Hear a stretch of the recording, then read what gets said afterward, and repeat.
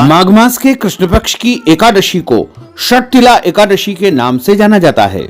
इस बार षटतिला एकादशी तिथि का प्रारंभ 13 जनवरी 2026 मंगलवार को दोपहर 3:17 पर हो जाएगा, जो कि 14 जनवरी 2026 बुधवार की शाम को 5:52 पर एकादशी तिथि समाप्त हो जाएगी।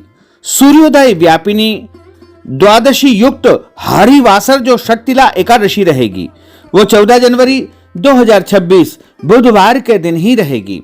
इसी दिन सभी भक्तजनों, माताओं, बहनों, वैष्णव जनों को एकादशी का व्रत करना चाहिए। षटतिला एकादशी का जो व्रत है इस बार मकर संक्रांति यानी खिचड़ी पर्व के साथ आ रहा है।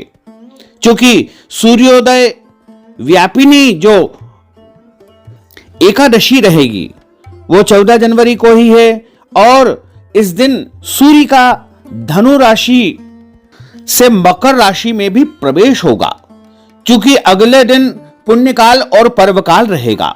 इसलिए मकर संक्रांति का जो महापर्व है वो 15 जनवरी 2026 गुरुवार के दिन ही मनाया जाएगा, क्योंकि सूर्योदय के समय संक्रांति का पुण्यकाल पर्वकाल माना जाता है। इसीलिए आपको मकर संक्रांति यानी खिचड़ी का जो महापर्व है वो 15 जनवरी 2026 गुरुवार के दिन मनाना चाहिए। वहीं षटतिला एकादशी यानी 11 का जो व्रत है वो 14 जनवरी 2026 बुधवार के दिन करना है।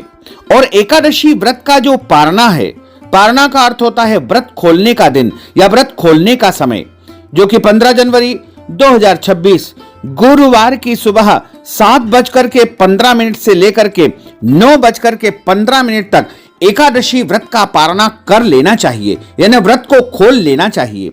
अगले दिन कोई और व्रत यदि आपको करना है, जैसे गुरुवार का व्रत है या फिर अन्य कोई भी व्रत है, तो आप फल, जल या फलाहारी वस्तु से एकादशी व्रत का पारणा कर सकते हैं। एकादशी के दिन चावल आदि जो वस्तुएं हैं वो वर्जित मानी जाती है।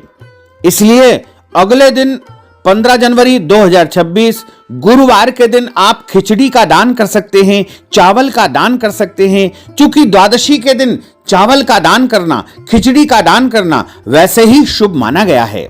और इस बार 15 जनवरी 2026 गुरुवार के दिन ही मकर संक्रांति का पुण्यकाल, पर्वकाल आदि माना जाएगा।